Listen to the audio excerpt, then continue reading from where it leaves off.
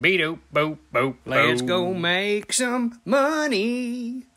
To you cousins, it's Rusty. I hope you're doing well. I am. Thanks for asking. Today we're going to look at some fine jewelry which has come in recently. We're going to resell. I want to talk about how you evaluate it and how you look at it and basically show you some of the items that we get in and we like to sell. We'll also show you some other things we're into later in this week, some figurines, some crystals, some high-end other items. But without further ado, let's get in and take a look at this stuff. Maybe you'll learn something.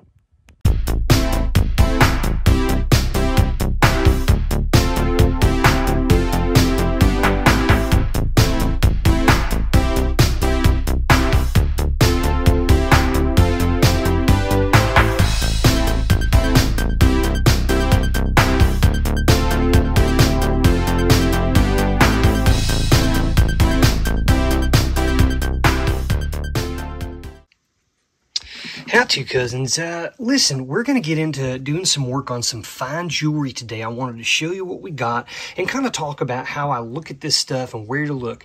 Now, some of these, I knew exactly what they were, and they were labeled as such, and the sellers knew what they were. And in other cases, I made some really good decisions and got some really good deals. But let's start off. We got a variety of things. Right here, we have a 10-carat white gold ring that is featuring opal. It's a beautiful ring. You can see we got some purples, blues, greens, and the coveted red color in these. So this is a nice piece. It's also a size 7.5, which is a really good size. That's 7 to 8, 8.5. Ranges about average for most women's finger sizes. And so that's a nice one. I'm selling that for someone else. I didn't buy that. This right here came on it was a pocket watch fob, but I could tell the color of the pocket watch fob was more of a yellow gold color. It was definitely gold filled. This did not match. Neither did it match in color, nor did it match in the style. And so what I did was I did a scratch test on both the fob and also this, and I've discovered that this is actually solid 10-karat gold, whereas the rest was just gold filled. So I removed it from that. I'll sell it separately, put a different little end bar on it that's not made of solid gold, and I can sell this as a replacement as solid gold. Someone can buy it for the scrap weight, or they can use it on another pocket watch fob, which is awesome. Moving on, right here, we have this bracelet. It is an 18-karat solid gold bracelet, as indicated by a stamp right here on this little ring that connects to the clasp here, this round clasp. So the person did know what this was, but they only wanted $70 for it. And as 18-karat gold, with the price being so high right now, also it's a functional piece of jewelry. I know I could sell it for more than what they were asking. Moving over to here, we've got three really cool pieces. One little gold-colored bead, and then these two pendants, which features almost like a church, a cathedral scene, and then a crucifix on either of these. These came on a necklace that had garnet beads, garnet being a gemstone, that were carved into beads, and then this was in the very center, and then this was offset on either side of the center bead.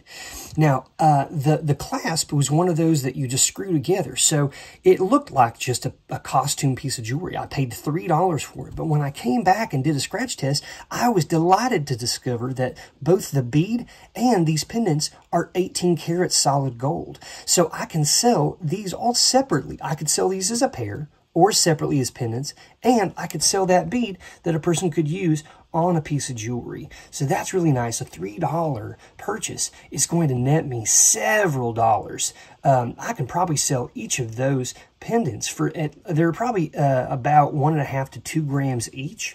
And, we're talking about $60 per gram for 18-karat gold right now. So I'm going to make about $200 probably profit off of this little lot right here. Next one is also equally as exciting. This is a really antique stick pin that features an opaque, not translucent, but an opaque colored jade stone. This I paid $5 for with several other stick pins, but I was delighted when I came back and did my scratch test to discover that it is, not only is it solid gold, it's 22 karat solid gold. I very rarely come across pieces of jewelry that are 22 karat. This is a very old piece, probably made in India or some Middle Eastern country. Possibly something like West Africa or Nepal, somewhere like that. But I'm not exactly sure. It's not stamped. I had to do a scratch test. But for $5, an antique piece of 22 karat gold is going to make me a good amount of money. Let's move over here. We've got some beautiful pieces. We've got this kind of art deco. This is sort of a transitional piece going from Art Nouveau because it's definitely got some curvature to the filigree design. And then this stick pin right here, which also features an old mine cut center diamond. You've got 3 diamonds here, a larger one in the center.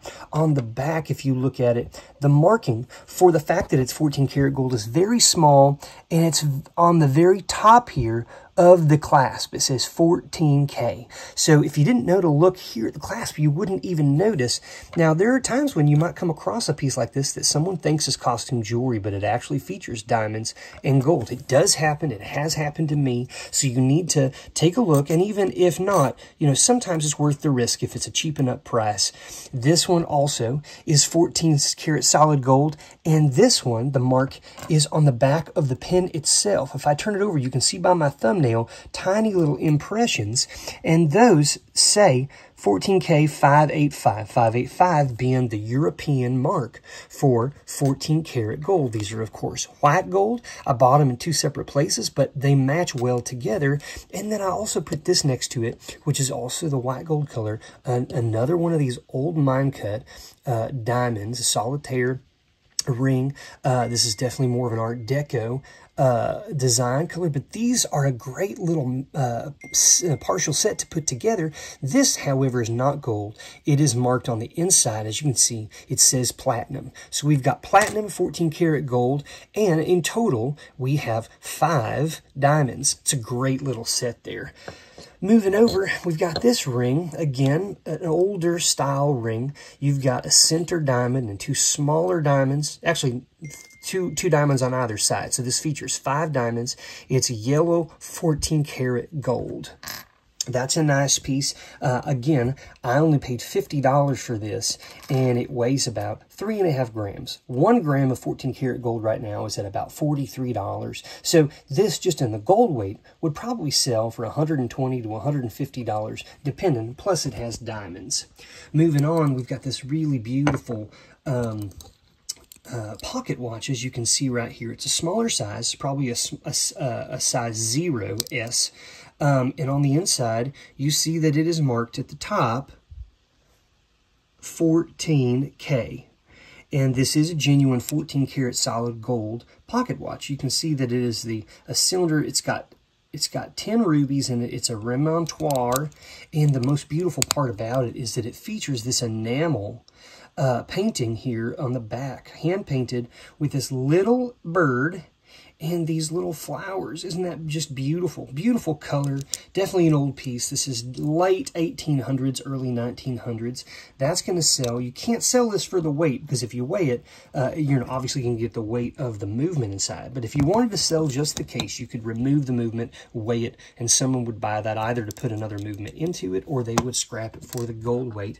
This is the most recent pickup, the one I'm most excited about today. It's these antique Victorian era pair of cufflinks. I bought these at an antique store this last week. They were in with a bunch of newer looking ones and also tie bars and different stuff. And it said everything in there is $5. So every set of whatever is $5. I bought these. They're not marked, but because of the style and the look of them and the color, I had an inclination that they may be solid gold. I was very happy to come back and do the scratch test and discover these are 14 karat solid gold. Pairs like this, if you sell them not just for the gold, but for functional pieces of jewelry, can sell anywhere from $200 and $250 or more. I paid $5 for them, folks. This entire set of jewelry, 10 karat, 18 karat, 22 karat, 14 karat, platinum, 14 karat, 14 karat. This whole group, if I sold as a lot, would easily sell for $2,000, $2,500 and up from there, as they are all functional pieces.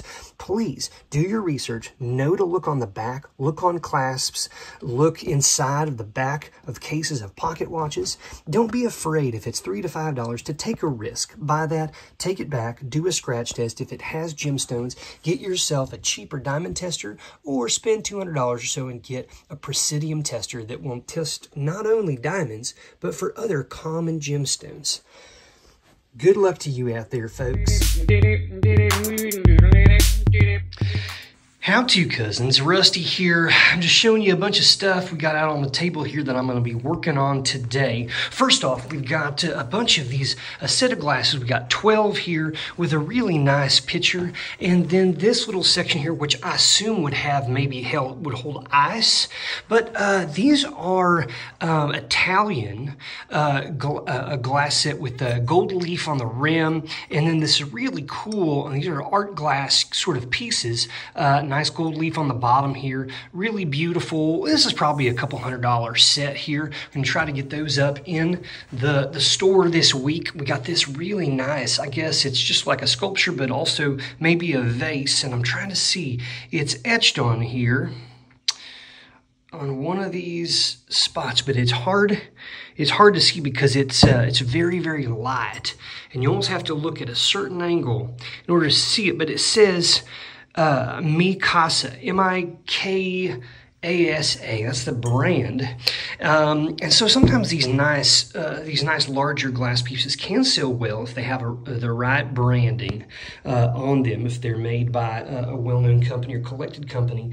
But I almost never go for this stuff unless it's a good brand, because it can sit for a long time, and also it's quite large and breakable, and I like to not have to handle that as much if I can.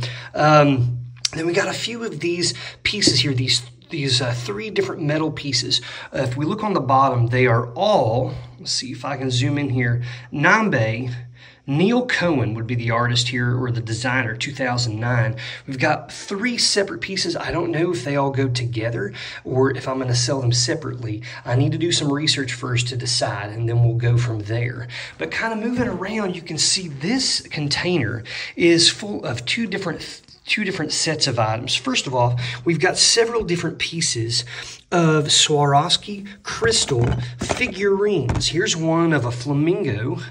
Quite nice, some kind of pink glass on the bottom. By the way, Swarovski stuff, if you find things that are predominantly colored glass, those seem to sell for the most money. The just straight clear stuff, it can still sell, still collectible, but isn't going to bring the types of values that stuff that are colored would. Yeah, so you have the original package in these containers. That's going to help you out. We have a few of those in here, but not for all of them, certainly. And then we've got three of these sculptures right here of dragons. All of them have different colored dragons, and they're all holding some sort of like a crystal ball in their hands. These are made by the Franklin Mint Company. From probably 1980s, 1990s.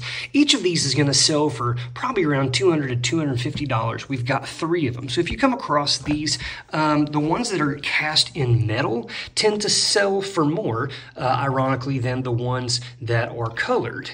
And these are more of kind of like a plastic with paint on them.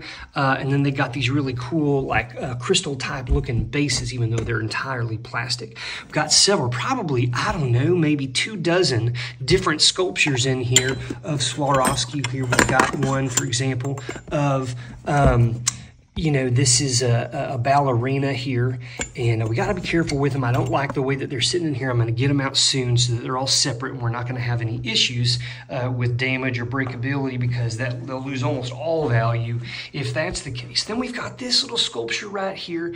This woman, this is, I've seen some where they call her Aphrodite, but this to me very much looks like the painting, which was the Birth of Venus, if you are familiar with that Italian painting.